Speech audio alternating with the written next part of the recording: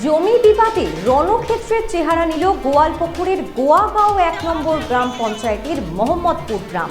প্রায় ১ একর জমি নিয়ে সাইদুল ইসলাম ও ওয়াহাব আলীর পরিবারের ৫ বছরের বিবাদে মঙ্গলবার দুই পক্ষের সংঘর্ষে বেশ কয়েকজন জখম হয়েছে বলে জানা গেছে। গোয়ালপুকুর থানার পুলিশ এবং কেন্দ্রীয় বাহিনী গিয়ে পরিস্থিতি নিয়ন্ত্রণে আনে। আপনারা দেখছেন সেই সংঘর্ষের ছবি। জমি বিবাদে রণক্ষেত্রের চেহারা নিয়েছে গোয়ালপুকুরের গোয়াগাঁও ১ নম্বর গ্রাম পঞ্চায়েতের মোহাম্মদপুর গ্রাম।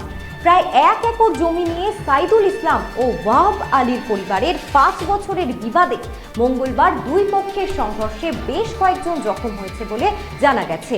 গোয়ালপুকুর থানার পুলিশ এবং কেন্দ্রীয় বাহিনী গিয়ে অবশেষে সেই পরিস্থিতি কিন্তু নিয়ন্ত্রণে আনে।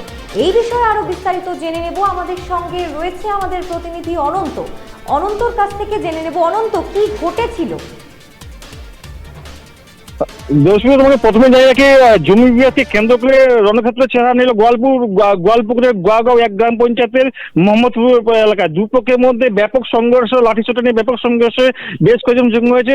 এই সংঘর্ষের পুলিশের সামনেই সংঘর্ষ ঘটায় চাঞ্চল্য ছড়িয়েছে।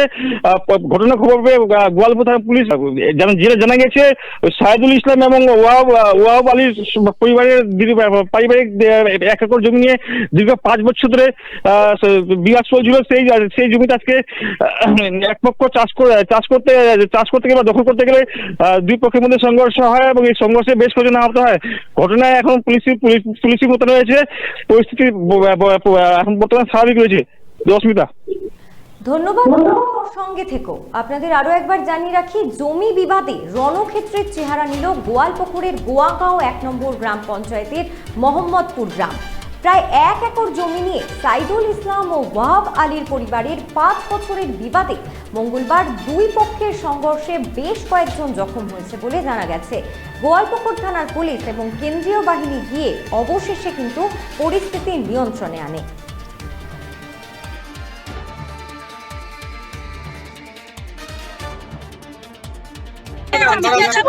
ওখানে গেছিলাম, ওনারা ছেলেরা বাড়িতে থাকছে আর মহিলাদের পাঠিয়ে দিচ্ছেন, আর মহিলারা তলোয়ার অন্য মহিলাদের এনে আমাদের উপর হামলা করছে।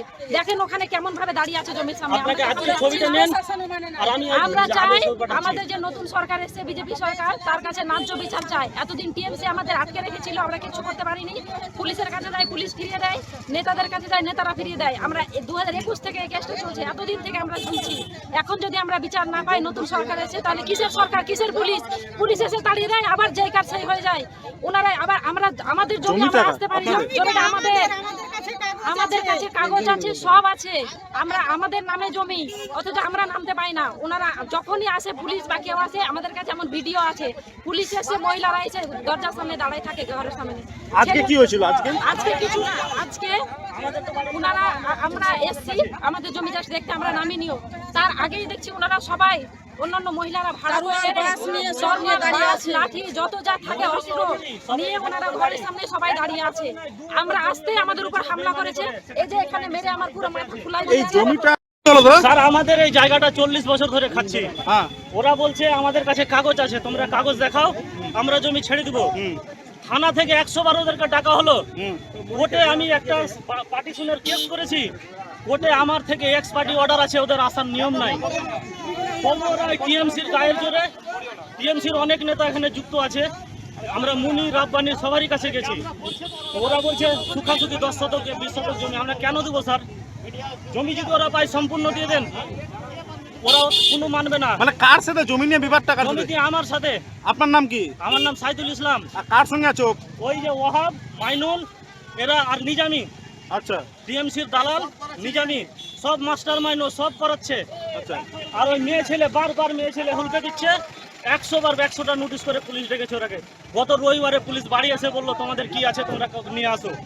ওরা যায় না স্যার। আমরা যে আপনাদের কাগজপত্র সব ঠিক আছে? কাগজপত্র আমার না থাকলে আমি জমি নিব না, ওকে সব দিয়ে দিব। ওকে বলেছি যে তোমার কাগজ আছে দেখাও, আগে তোমাকে জমি মেপে দেবো, তারপরে আমরা জমি নিব। আচ্ছা, তবুও মানবে না। এই যে দেখেন স্যার, গাছগুলো নিজের গাছ হলে এভাবে করবে। এখানে একটা গাছ কেটে ফেলে দিয়েছে, ওখানে একটা গাছ ছিল কেটে ফেলে দিয়েছে, আমার ঘরটা বন্ধ রেখেছে। তো এই যে মারামারি হলো, কতজন জখম হয়েছে আপনাদের পক্ষে? আমাদের পক্ষে ৭ জন।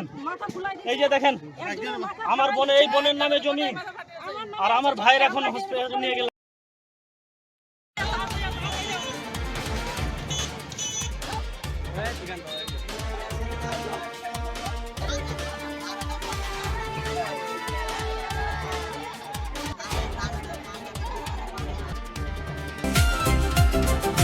ভারত টিভি আস্থার আওয়াজ।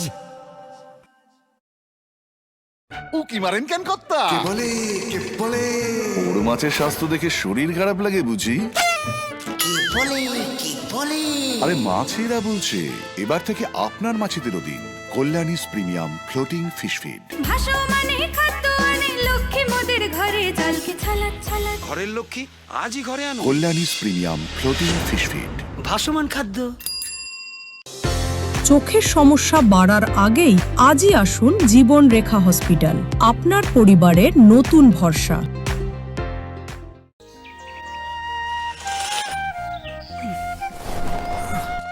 হ্যাঁ রে, তুই নিজেকে কি সুন্দর ফিট রাখিস, তোর বরকে রাখতে পারিস না? তোর দাদা জেনেছে nature pure rice bran oil দিয়ে রান্না করলে শরীর এমনি সুস্থ থাকে। হ্যাঁ সে তো ঠিকই, শরীর চর্চার পাশাপাশি ভালো তেল দিয়ে রান্না করাটাও জরুরি, আর সেই জন্যই আমার একমাত্র choice nature pure rice bran oil. শরীর সুস্থ রাখার জন্য আমার পছন্দের সেরা cooking oil nature pure rice bran oil, সম্পর্কে স্বাদ এনে দেয়। ভারত টিভি আস্থার আওয়াজ।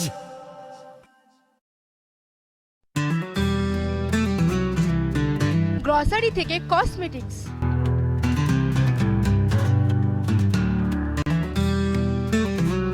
আপনার যে কোনো প্রয়োজনীয় জিনিস পেয়ে যাবেন একই ছাদের তলায়।